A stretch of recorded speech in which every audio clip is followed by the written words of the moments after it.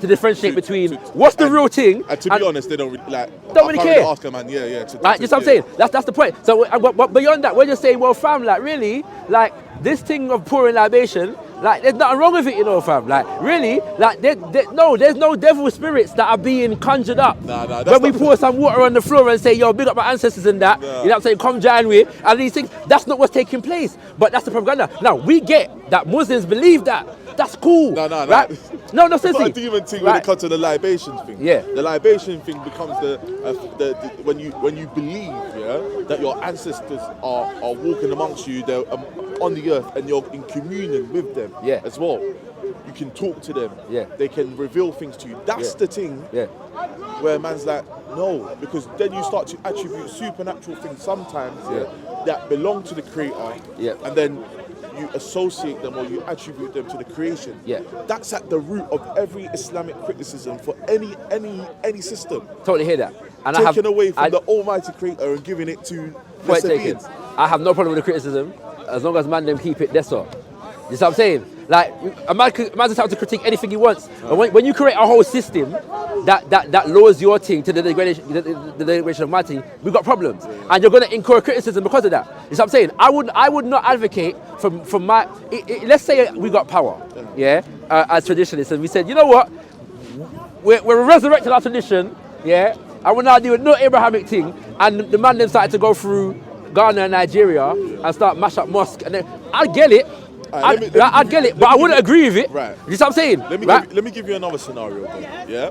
Afrocentric spiritual religions do gain dominance in Africa. Yes. Right? Yes. There's still Christians and Muslims present. Muslims and Christians are proselytizing, so they're not using any force, but they're still maintaining that your spiritual systems are lesser. Right? If people catch wind of that and then leave the spiritual systems without any force, do you believe that the elites, those people who adhere to those spiritual systems, would let that just fly? Like, cool, probably not your thing. No, but Ali Dawa asked me something similar. There'll be vexation. In as much as I'm sure there was vexation when people were doing it 1,000 years ago. You know what I'm saying? Like at any point when people just start to leave their traditions, there's going to be discontent. But there's this argument though, from your side, is that when we go to historical analysis, we don't see this vexation from the people then. No, I'm saying that we see an accommodationist strain. To accommodate people from a religion is different from how you feel when your children and your grandchildren start converting to that religion. But even in spite of that sensibility, which I'm sure existed, I can't find you examples of it in history, right? But I'm sure it existed, like, a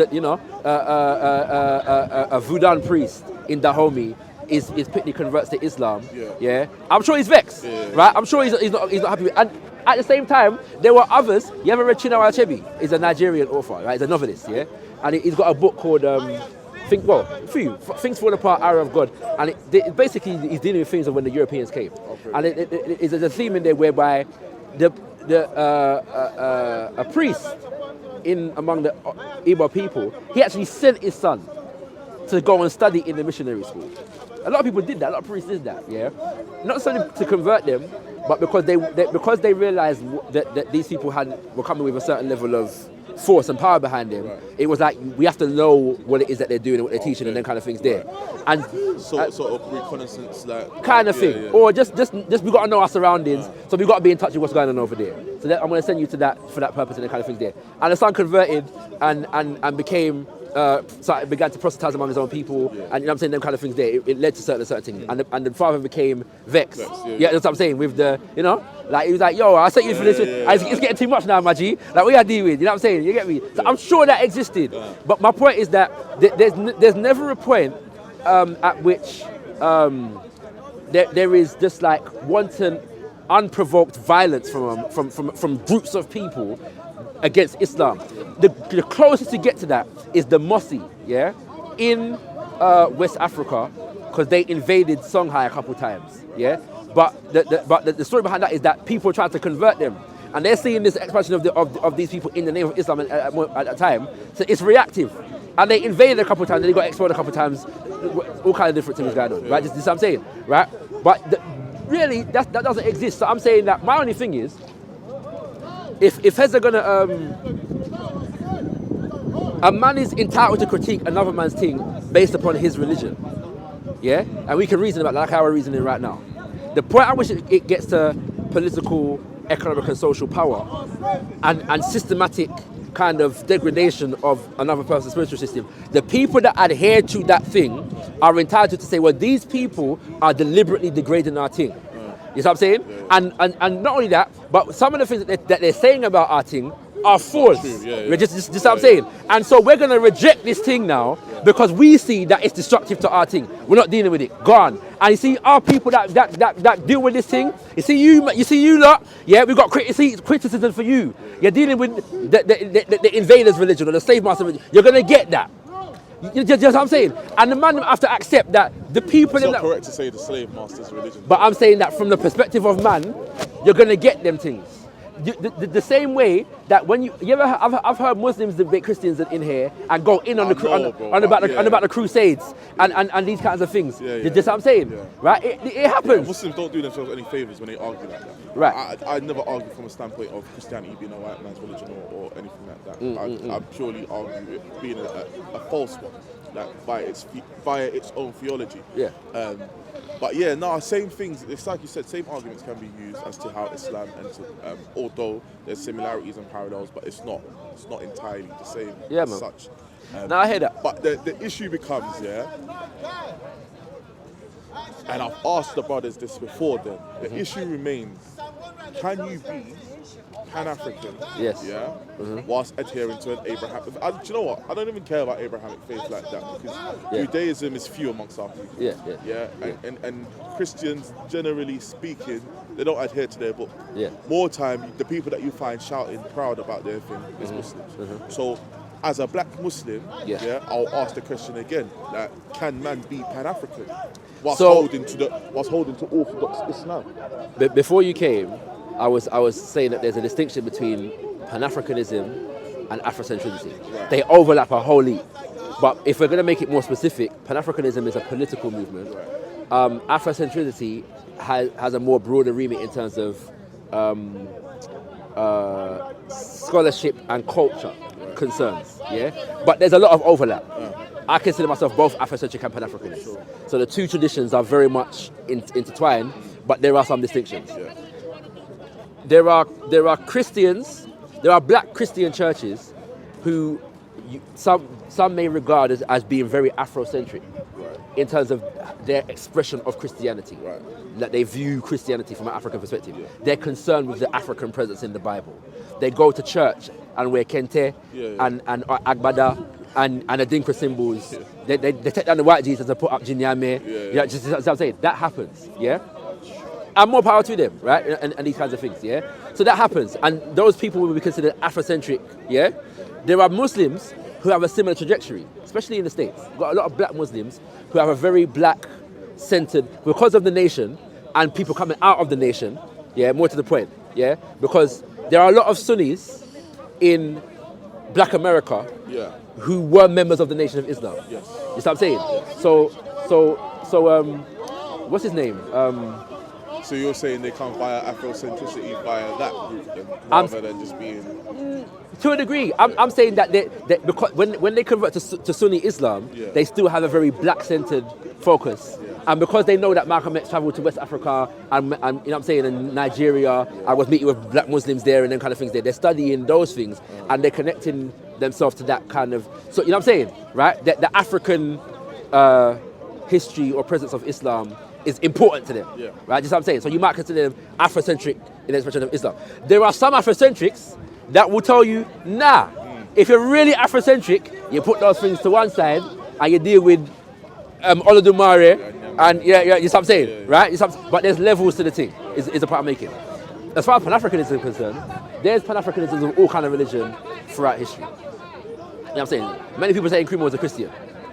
I question that to some degree. I'm not saying he was a traditionalist. He was certainly somebody who had respect for traditionalists, but he came to be a Roman Catholic. But I feel like he was like one of them.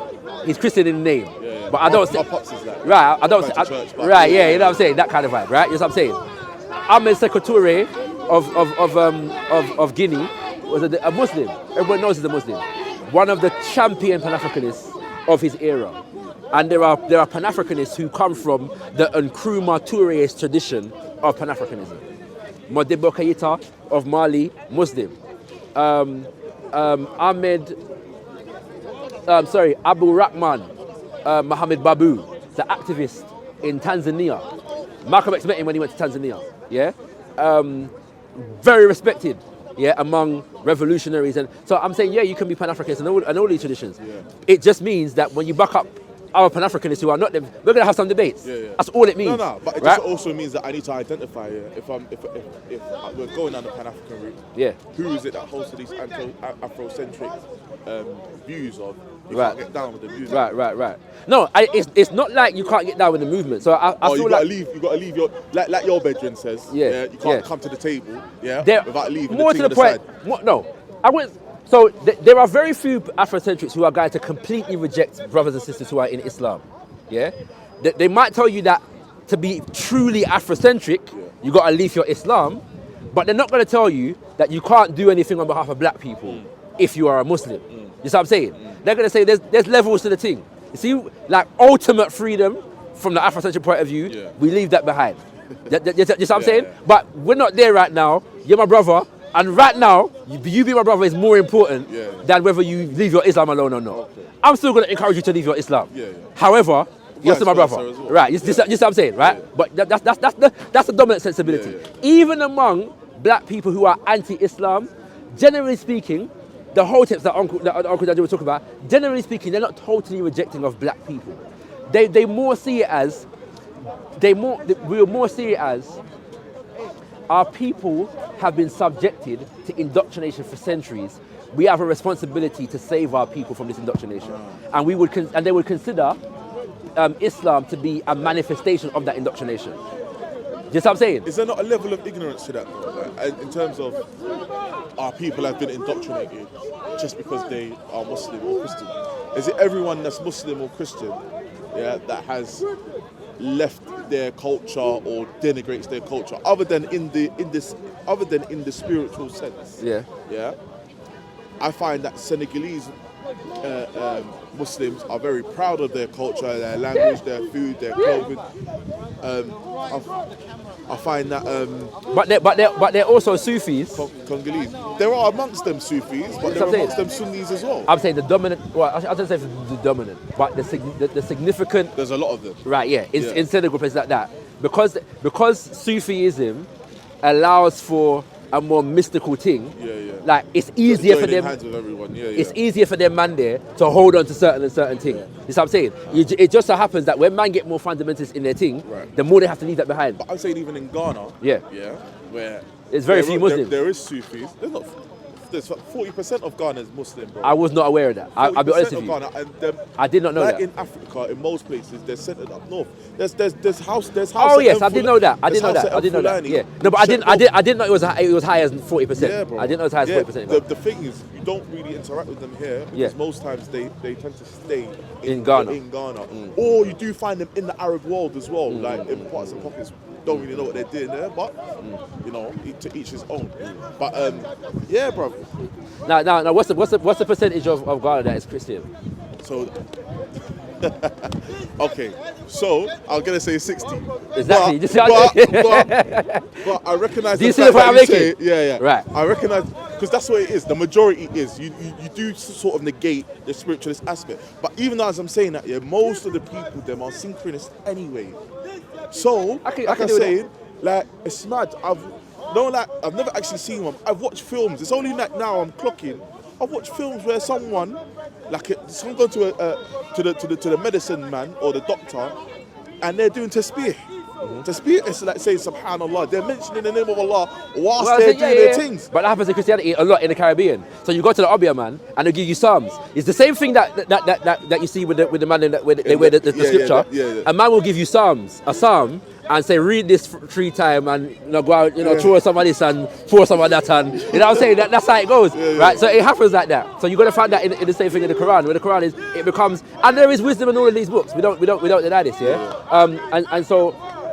So this is the point. So I'm saying that from that time till now, what we see from an Afrocentric point of view is that what is not getting respect are these indigenous things. And the problem is that it's not just a religious sense, in the sense of the fact that it's only like the theoretical part. Right. You're saying the people themselves are being dehumanized. Like, at the same time, yeah. but also in the spiritual system, there's a philosophy and a culture and a history that comes along. So what is Islam without the story of Prophet Muhammad? Okay, I hear what you're saying. You see what I'm saying? Yeah. That's why hadith, for the majority of Muslims, is considered to be significant, because you want the stories as associated with the Prophet, because it and contextualizes a lot by knowing why, say, for example, certain verses were revealed, what have you. How the thing was revealed, what the journeys, why did Muhammad go to Medina? Yeah. You see what I'm saying? What role did he take on when he was in Medina? Yeah. You know what I'm saying? Why did he go to war with these people? Yeah, and so that gives you context now. So when you know that, and you know that this particular verse was revealed at that time, then you're able to say, well, this is what the verse means because it was revealed at this time, and this is what Allah was revealing in this context. And the parallel you're drawing is that the spiritual systems have the same thing. I know, yeah. The parallel you're drawing is that the spiritual system have the same thing. So all of that is lost. Right, but I would, so then that's where maybe I haven't understood then. Right. Even though I'm born to a Ghanaian family, I haven't understood. As I've seen it, it's only ever been ritualistic. Those philosophies haven't transferred, which is why I say that scholarship is few. Maybe there are some people who understand it in the means that you do, but most people, don't understand it in that context. I'd agree with you, but you know why? Because man have been writing about the Quran and the Bible. So man is not concerned to write about the, you know what I'm saying? There are things that exist. Things, okay, so I'll backtrack. Anansi, Kweku Anansi is one of the things from Akan spiritual tradition, and they narrate these stories and they've been preserved orally, but they've been, obviously the West have come and taken and written it, but they've been preserved orally to teach the people how to move in certain situations or what have you. Definitely. I'm saying, look, it's even Anansi's preserved, right? Yeah. So I'm saying, to a significant degree, I'm sure there's to a certain degree, So I'm saying, and I know that there's orators still back in Ghana, at a local level, who still pass on these spiritual wisdom. And I'm saying, I personally don't believe Islam says do away with the whole thing and don't mention. Except for the fact that Kweku Anansi is considered Abosom. He's a son of Nyankopong. You see what I'm saying? So it's all well and good teaching Kweku Anansi, but don't bring this Abosom business into it. Right? He's a son of Nyankopong and Asaseya. Right? It's this what I'm saying. So I'm saying that. So can you teach? So can you? But that's the point I'm trying to make. But can you teach Kweku Anansi really, and not teach Nyankopong and Asaseya? I'm saying if you are making it a similar. Do you know what? The point is now you have to teach. Point to expound on. But what happens is, and this happens in the Caribbean, because remember, from the Caribbean. What was wrong with teaching Anansi just like as the trickster, the spider? You can, and I'm saying it's real for me because Kweku Anansi is one of the things that we preserved heavily in the Caribbean that makes us know where we come from. Like a lot of the stories, right? Seriously, I don't know about Anansi from going to Ghana. We grew up with Anansi story. That's how it is, right? You know what I'm saying? So we've got a lot of it there, right? So my tell them Arawaks then, fam. Say again? They'll tell them Arawaks, cuz. Another story for another time. They'll tell you that you know the Inca had it from a long time, and the Inca went to West Africa and gave it to the Ashanti. And it came back, right? What's it called? But sorry, it's another story. It's another story, right? But my only point is that yes, you can do that. Yeah, you can do that. But I'm saying that from a person who's serious about their tradition, you could appreciate that there are things that you lose. It's like saying, it's like a Quran is coming to you, and saying, man, don't do hadith. Do you know what I'm saying? Yeah, man, just do a Quran. You're going to tell him, but there's things that you're missing. Right? I get it. You want to you want to have the liberty to expound on it in the full context. In the full context. Liberty. Right. I hear you. This is what I'm saying. Right. That's all it is. So I'm saying there's things that you're going to lose, and this is what I was going for, because Uncle Dad, you have to watch him certain time, you know, because he's a little brain Nazi himself. With love, Uncle. With love.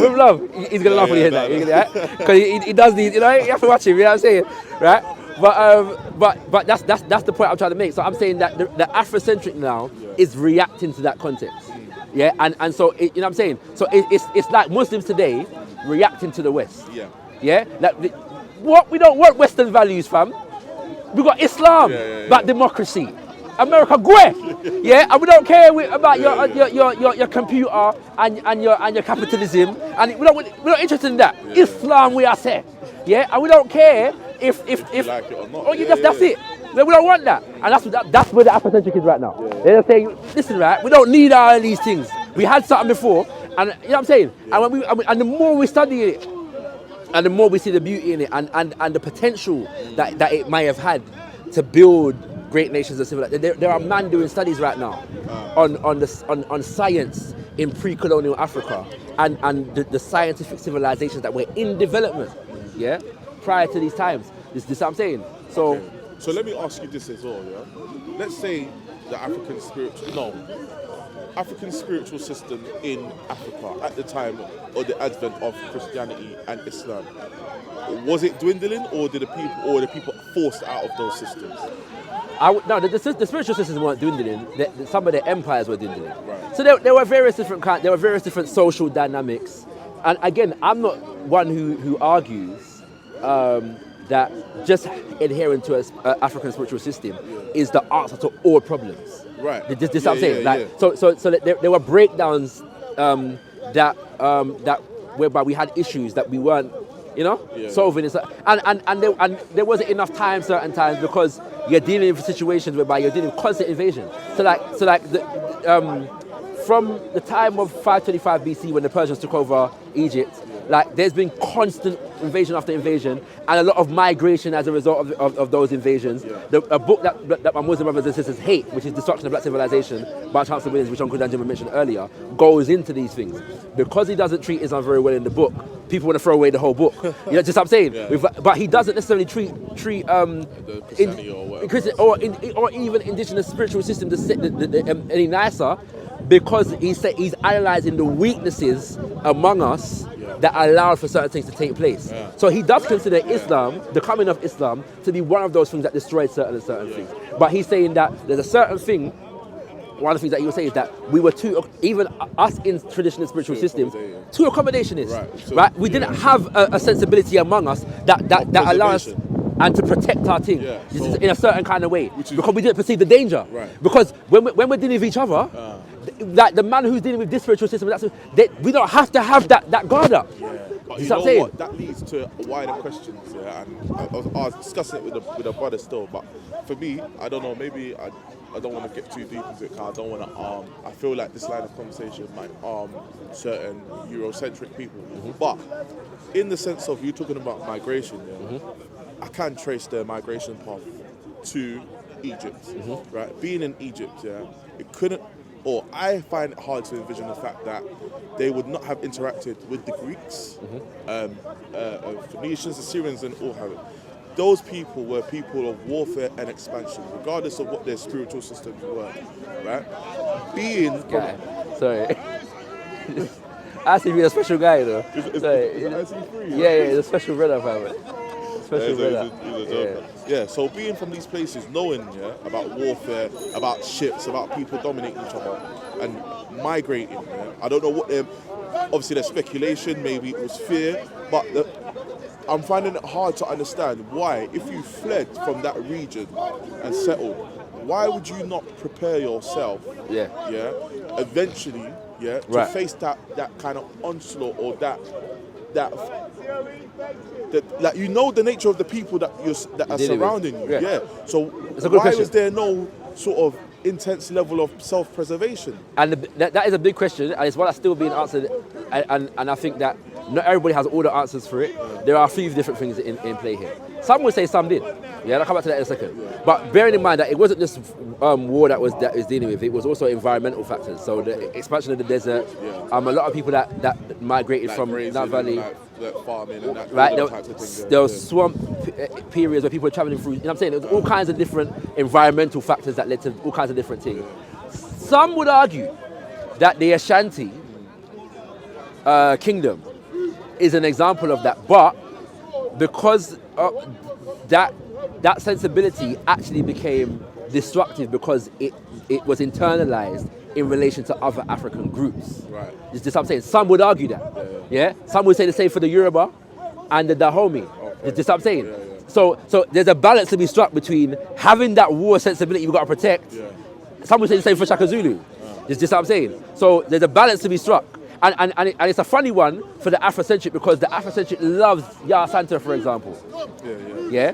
But then when they Yah Santa's ancestors would have been going around running them up. This is what I'm saying, right? And so we have to put the things into context. So it doesn't mean that we don't celebrate the Ashanti Kingdom, but we have to put some nuance on the thing at the same time as well, right? And see where people went against the thing and whatever else like that. So there's those two things. Bearing in mind also, Ashanti was also they weren't always the warrior class. Yeah, before them you had the Denshia. Yeah. And the Denshia became absorbed. Denshia were the top dogs, right? Yep. So it's not a thing. Maybe they end up doing that because they had a little taste of it and thought, we don't really want to be in this position. All of that takes and place. So instead of unifying, there are people that are Africans that are warring each other now. So we're not fortified enough